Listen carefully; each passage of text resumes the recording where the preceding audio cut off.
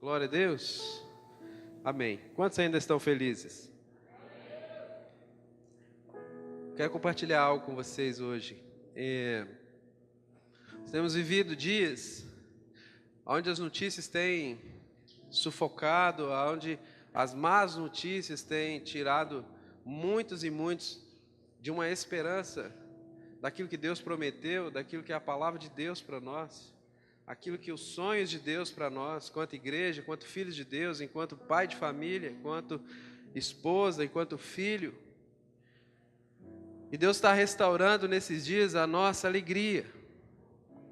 No meio das dificuldades, nós temos grande oportunidade. Amém, queridos? E muitas vezes a gente vê de um costume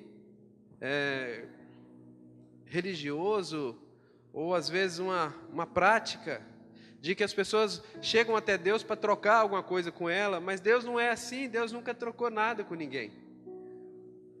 Jesus não morreu na cruz para que você e eu pudesse pagar alguma coisa para Ele. Na verdade, Ele não nos pede nada. A única coisa que o Senhor nos pede é o nosso coração. Amém? Mas sabe por que Jesus pede, que Deus pede o nosso coração? É porque ali tem a fonte de todas as coisas.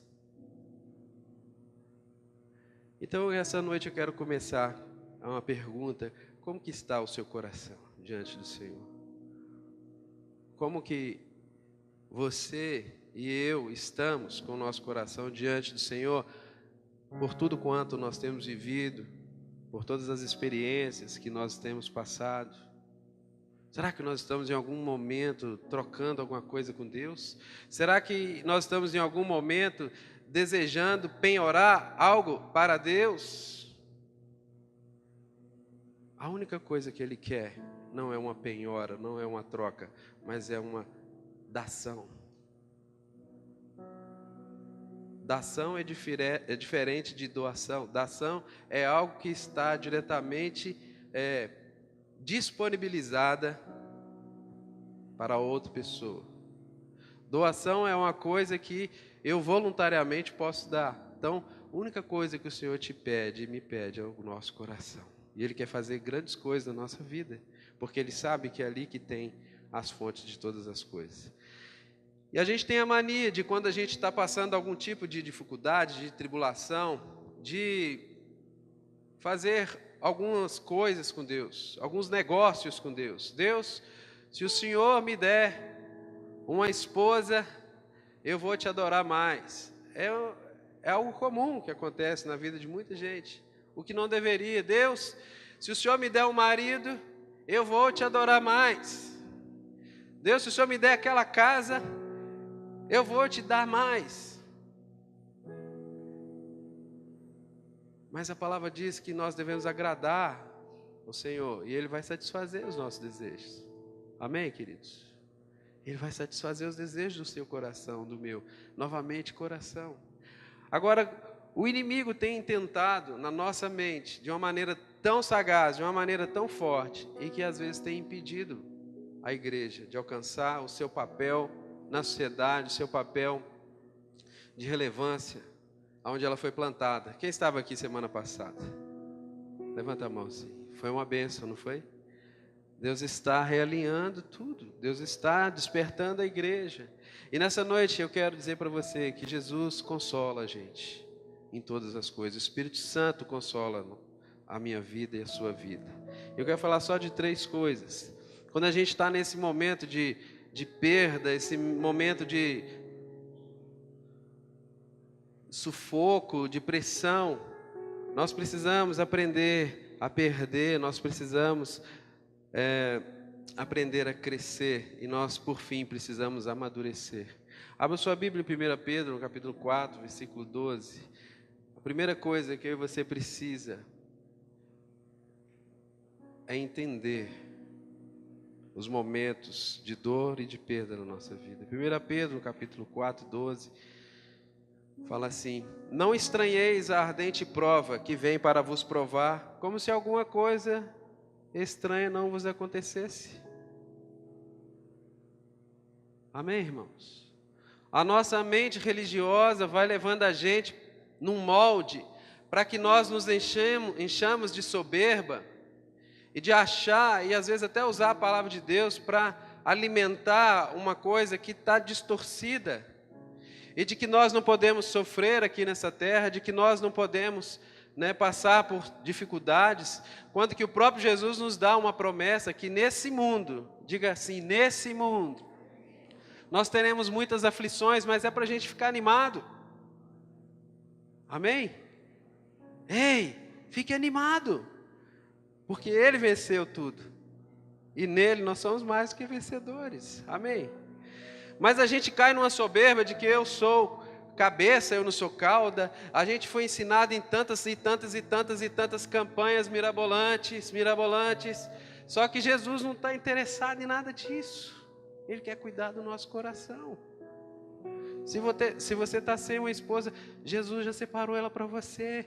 Mas o dia que o seu coração se converter a Ele, Ele vai te mostrar quem é. Amém? Vale um amenzinho aí? A mesma forma, a irmã está doida querendo casar, desesperada, não consigo casar. Tem menina que tem 20 anos, está desesperada para casar. Se você ainda não conseguiu encontrar o seu marido, é porque você ainda não alinhou o coração com o coração de Deus, e Ele não te mostrou. Amém? Vocês estão comigo? Então nós precisamos aprender, irmãos, a superar. A primeira coisa, entender essas perdas. Por quê? Porque essa arrogância. Por que eu sou arrogante de que eu não posso passar por coisa? Porque eu sou mais do que vencedor. Leonardo Ravenhill era um grande avivalista. Eu tenho um livro dele. Inclusive, se você quiser, a gente pode até ver depois, para encomendar esse livro. Se não me engano, a editora Betânia, que tem os direitos dele. Por que tarda o pleno avivamento? Quem já leu esse livro aqui? Por que tarda o pleno avivamento? Por que o avivamento está tardando na nossa cidade, na nossa nação? Então, ele escreveu esse livro e ele falou assim: o cristão que não vive algum tipo de aflição, ele está vivendo o evangelho errado. Se você não está passando por um problema, querido, você está vivendo o evangelho errado, porque esse não é o evangelho de Jesus. O evangelho de Jesus é: tome a sua cruz, ou seja, tome os seus problemas e me siga. Tome as suas dores e me siga. Tome a sua morte e me siga. Amém?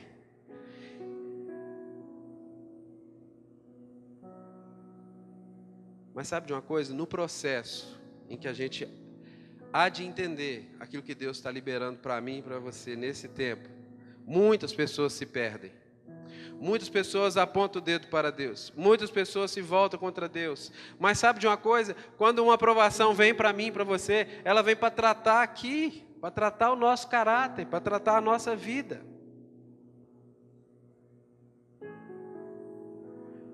1 Coríntios, no capítulo 10, versículo 13, diz assim, Paulo falando aos Coríntios: Ele impedirá que a tentação se torne forte demais, a ponto de não podermos suportá-la. Então Jesus não quer perder nenhum de você, nenhum de nós aqui, para uma aprovação. É para a gente ser aprovado. Amém? O Senhor vai nos moendo, para que a gente seja aprovado. E esse processo de entender, ele dói, porque ele traz marcas. E as marcas que a gente traz no corpo é para expor aquilo que Deus nos tratou e trazer cura para outros. Ele sempre fará com que todas as coisas contribuam juntamente para o bem daqueles que o amam, são chamados segundo o seu propósito. Romanos 8, 28. Então há uma promessa de Deus, há o controle de Deus sobre todas as coisas. Amém, queridos? Há o controle do Senhor. Ele nunca perdeu o controle. Então a primeira coisa que o Senhor está falando conosco aqui nessa noite: não rejeita, não menospreze quando a aprovação vem sobre você.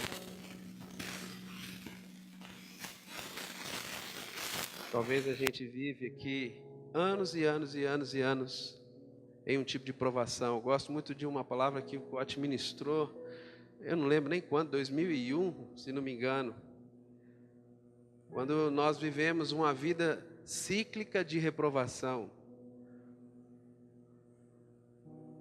Quando alguém é reprovado, aliás, quando alguém está em uma provação, o processo natural é que ele seja aprovado. Mas se ele não for aprovado, ele passa por uma reprovação. Ele repete. E às vezes a gente passa ano, 10 anos, 5 anos, 10 anos, 50 anos, repetindo, patinando. E às vezes como igreja a gente fica repetindo os mesmos erros, patinando. Uma vida cíclica de reprovação. A gente vê o nosso vizinho, a gente vê o nosso familiar, ele sendo aprovado e a gente fica patinando. Por quê? Não queremos entender o momento da aprovação na nossa vida. Amém, irmãos? Eu não estou falando isso para você ter medo, pelo contrário, estou falando isso para você se animar. Amém? Anime-se.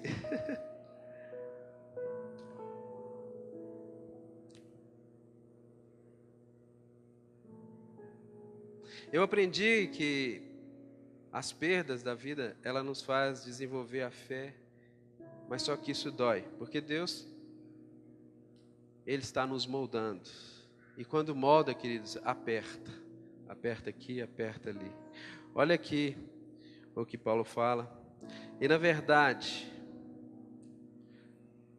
Filipenses 3, 7 a 11 fala assim: mas o que para mim era ganho, considerado como perda para ganhar a Cristo. E na verdade, tenho também por perda todas essas coisas, pela excelência do conhecimento de Cristo Jesus, o meu Senhor, pela qual sofri todas essas coisas e considero como escória, para que possa ganhar a Cristo, seja achado nele, e não tenha a minha justiça que vem da lei, mas a justiça que vem pela fé em Cristo, a saber, a justiça que vem de Deus, pela fé, para conhecê-lo e a virtude da sua ressurreição e a comunicação das suas aflições, sendo feito conforme a sua morte, para ver se de alguma maneira eu possa chegar à ressurreição dentre os mortos. Amém?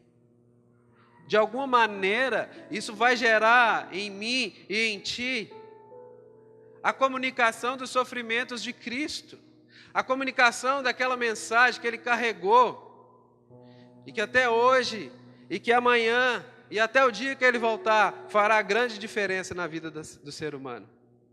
Amém? Mas a gente não pode rejeitar isso. Não estranheis a ardente provação que vem para te provar. É o que o apóstolo Pedro está falando para mim e para você. Acolhe ela. Loucura, né? Acolhe ela, você vai ver você sendo aprovado nos processos que Deus tem para você. Eu quero ver o Senhor nos aprovando como obreiros que sabem manejar bem a palavra. A segunda coisa, ela nos faz crescer. Entender as provações me faz crescer. Uma vez que eu entendi o processo que Deus desenvolveu na minha vida, e Ele é fiel para cumprir aquilo que Ele começou, e Ele há de cumprir, amém? Então, isso me faz crescer. E às vezes as pressões, as confusões, as situações adversas da terra, nos faz crescer, irmãos. É a nossa grande oportunidade. Davi, quando ele estava ali, ele havia pecado, ele havia planejado o assassinato do marido de Betsaba, e ele foi para poder ficar com ela, aquela coisa toda. Depois ele colheu consequências com o filho dele,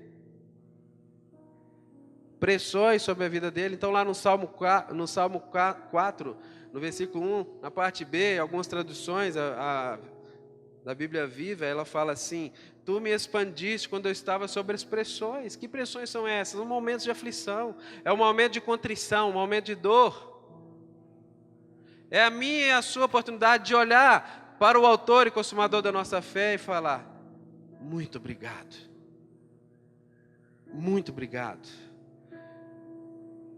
E para a gente crescer, nós precisamos fazer 3 coisas, discernir 3 coisas. Primeiro, a gente precisa entender se essa provação é um tratamento de Deus.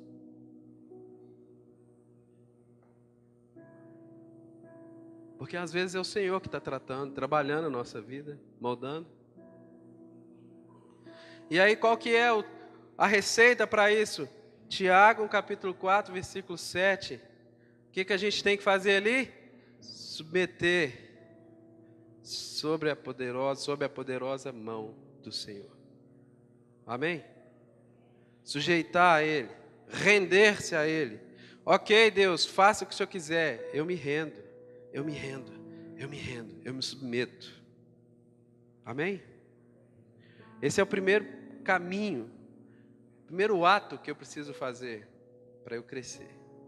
Submeter ao Senhor. A segunda coisa, eu preciso discernir se é provocado por mim. Tem coisa que é eu que provoco. Por conta da minha característica, por conta da minha maneira de pensar. Às vezes eu ofendo alguém. Às vezes eu lanço uma palavra de desame na vida de alguém. Então eu preciso discernir se foi eu que causei aquela provação naquele momento. E se foi eu que causei, a única pessoa que pode resolver sou eu. Amém? Ninguém aqui é perfeito.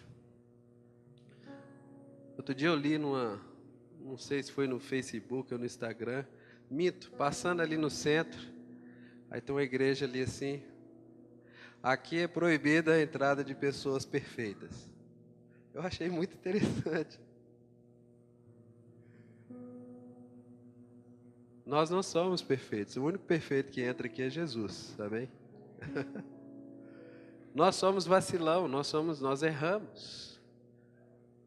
Nós somos falhos. Mas se eu provocar, eu tenho que ter o discernimento para que eu possa crescer e que eu faça meu irmão crescer. Eu preciso resolver. Eu ministrei outro dia aqui de manhã sobre a sabedoria que vem do alto, que ela é tratável. Eu preciso tratar com meu irmão. Eu preciso tratar. Tratar não é chegar lá e falar as nossas posições, mas é chegar para lá com esse irmão e falar com ele assim: cara, eu me arrependo do que eu fiz e eu vim aqui para tratar isso com você. Me perdoa. Amém? Se possível, tende paz com todos. A outra coisa que eu também preciso discernir é se é um ataque de Satanás.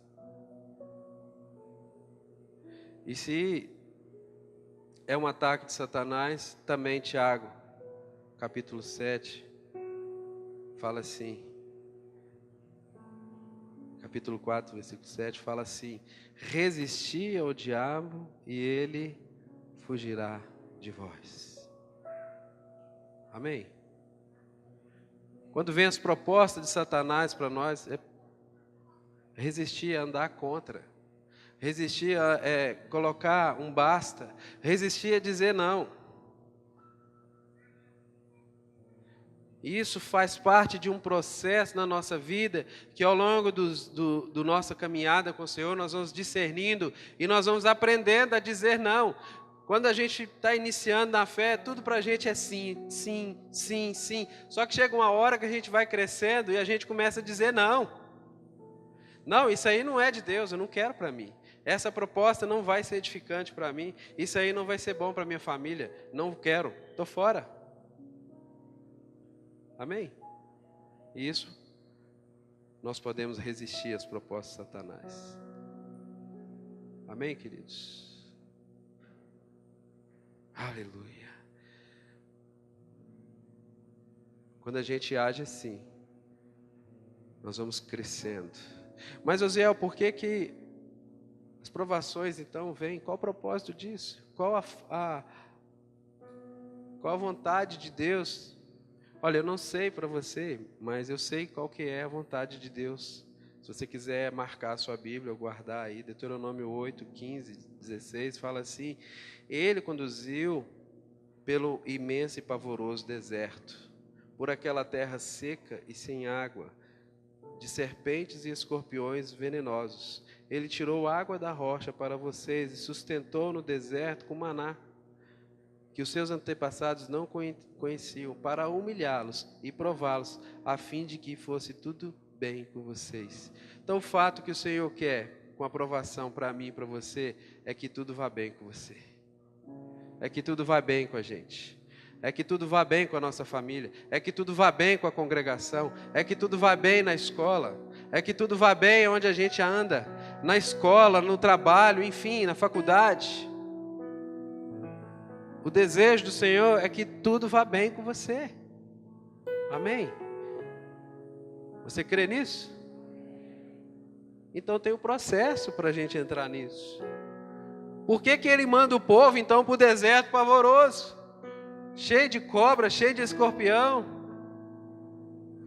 Loucura. Frio, calor, loucura. Mas Ele quer que tudo vá bem. Por isso Ele deu tudo o que precisava. Quando Deus quer que a igreja se levante nesse sentimento e nessa responsabilidade, sabe de uma coisa? Tudo Ele vai suprir para você, tudo Ele vai suprir para mim, todas as coisas já estão liberadas. Pode vir a crise que for, queridos, mas tudo já está liberado. Tudo já está liberado. Não deixe as más notícias te tirar do caminho. Amém? A última coisa que eu quero falar com vocês nessa noite é que as tribulações produzem em mim e em ti uma perseverança e maturidade. Se você quiser, marca aí. Tiago, capítulo 1, versículo 2 ou 4, fala assim: Considerai uma grande alegria, meus irmãos, sempre que vocês enfrentarem tribulações de todos os tipos, porque sabeis que a prova da vossa fé desenvolve a perseverança. A perseverança precisa terminar a sua obra, para que possais ser maduros, sem nada mais lhes faltar. Amém? Interessante. Tiago fala: tenha toda alegria.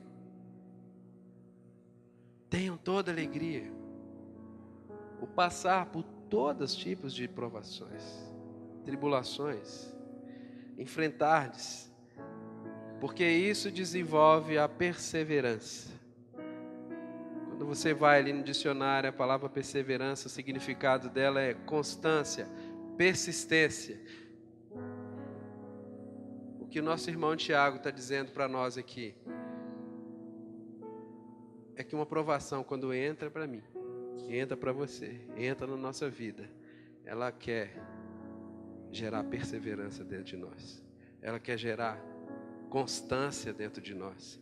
Ela quer gerar persistência dentro de mim, dentro de você. Amém, irmãos? Não para pelo meio do caminho, não. Não para pelo meio do caminho, não. Nós estávamos reunidos agora há pouco aqui com o presbitério. E às vezes a gente é envolvido por tantas coisas e a gente para no meio do caminho. A gente estava falando sobre isso, com tantas coisas. Mas Deus está gerando persistência. Persistência. Batei, batei e abri-se-vos-á. Pedi, pedi e dá-se-vos-á.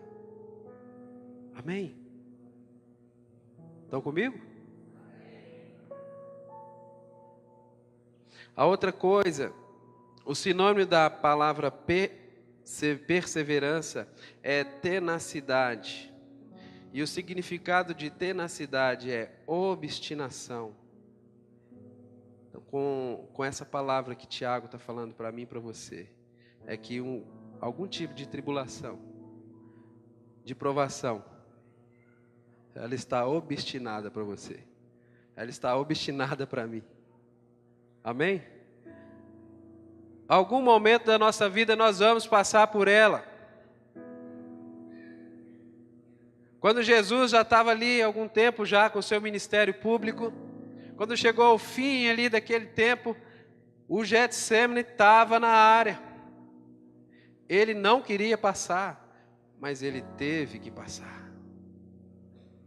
Porque o Senhor já tinha designado isso para ele. E da mesma forma, para aprimorar eu e você, para transformar eu e você, para gerar uma fé, não naquilo que Jesus faz, mas naquilo que Ele é, Ele libera provações para mim e para você. Amém? Amém? Mas sabe o que isso gera? Um término de um ciclo na nossa vida. A perseverança precisa terminar a obra. Diga comigo, terminar a sua obra. É isso. É isso. Essa obstinação é para que a obra seja iniciada, terminada na nossa vida. E então, nós passaremos a ser maduros sem nada mais faltar. Amém, queridos? É tempo de amadurecimento, é tempo de olhar para tudo que a gente tem vivido nos últimos tempos, como família, como filho, com os nossos relacionamentos com os nossos pais, como pais com os nossos relacionamentos com os nossos filhos, como igreja, como nossos relacionamentos com os irmãos, e colocar: Senhor, termina a obra, eu quero ser maduro. Amém, irmãos? Esse ciclo vai passar, esse ciclo vai findar, e oxalá que o Senhor finde ainda esse ano, e que a gente termine esse ano todos maduros, todos saciados na presença de Deus.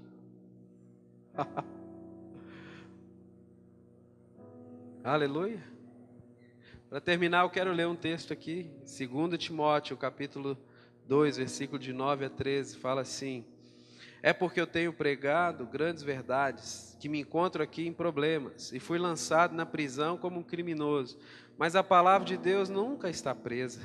Muito embora eu estou mais que disposto a sofrer isso, se trouxer salvação e glória eterna em Cristo Jesus aos que Deus escolheu. Sou consolado por essa verdade, que quando sofremos e morremos por Cristo, isso somente significa que começaremos a viver com Ele no céu. E se acharmos que o nosso atual serviço para Ele é difícil demais, lembre-se apenas que um dia estaremos assentados com Ele e reinaremos com Ele.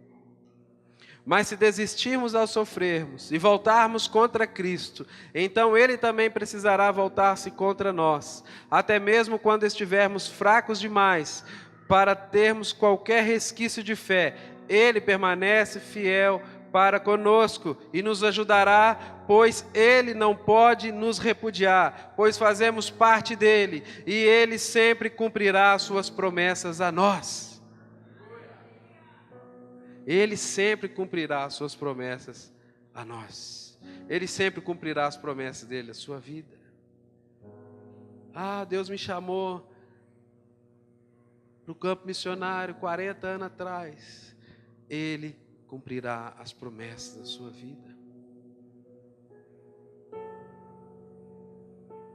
Eu não consigo, eu tenho problemas, tenho dificuldades.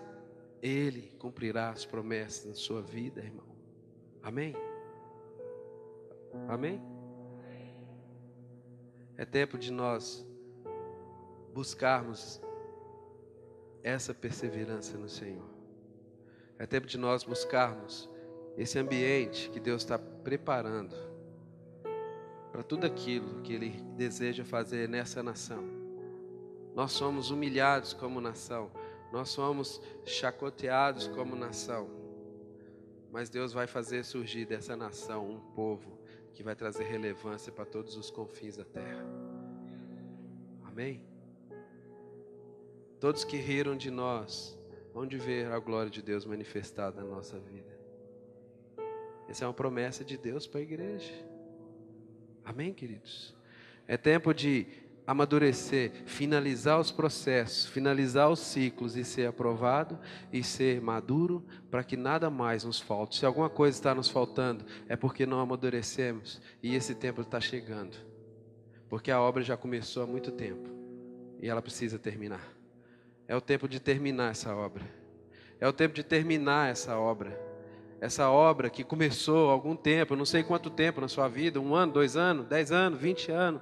É tempo agora de terminar. Abra o seu coração. É tempo de terminar essa obra, porque foi obstinado para você. Não tinha ninguém para ser, tinha que ser você. Deus te escolheu para isso. Deus me escolheu para isso. E agora é o tempo de terminar aquilo que Ele escolheu para mudar a minha vida, o meu caráter e nos colocar diante da sua doce presença. Deus está preparando a cena, irmãos. Pelos olhos da fé, começa a contemplar isso. Deus está preparando a cena na nossa nação. Há uma explosão de glória e de manifestação de Deus nessa nação. Nessa cidade, nessa igreja. Há um fogo aqui queimando. Deus tem dado visões, Deus tem aberto os olhos, Deus tem enviado profetas, Deus está falando. Agarre isso pela fé. O tempo dessa aprovação que começou está acabando, porque nós vamos ser aprovados, seremos e estamos sendo aprovados. Ninguém mais vai repetir os mesmos erros do passado. Chega, é hora de olhar para frente, naquilo que o Senhor nos chamou, para o alvo que Ele nos escolheu. É esse o tempo, a cena está pronta.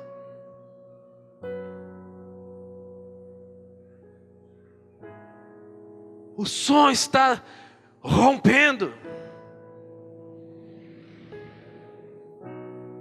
Feche os seus olhos e pela fé contemple isso. Há o som como muitas águas rompendo. Deus, eis-nos aqui, Senhor. Eis-nos aqui, Senhor. Como igreja, eis-nos aqui, Senhor. Toca-nos. Se faz sentido isso para você, levante o seu lugar e comece a clamar ao Senhor.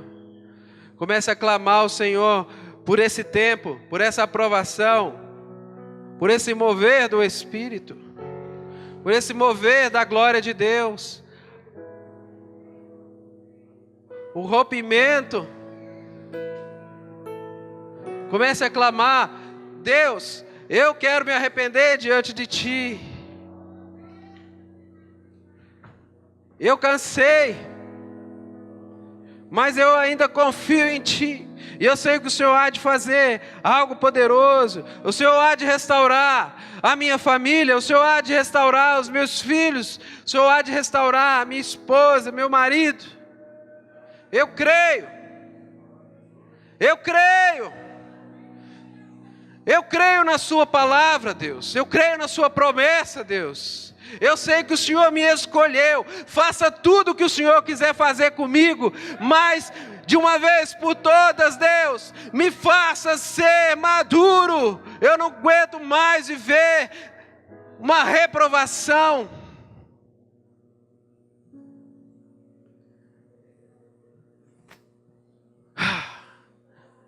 Peça a Ele. Peça a Ele. Peça ao Senhor. Jesus, nos ajuda.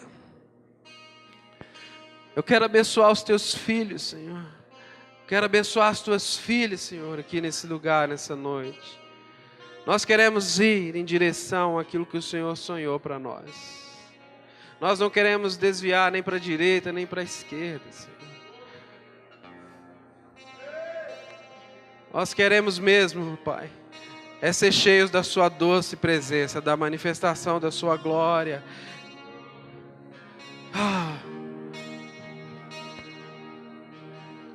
Queremos ser maduros.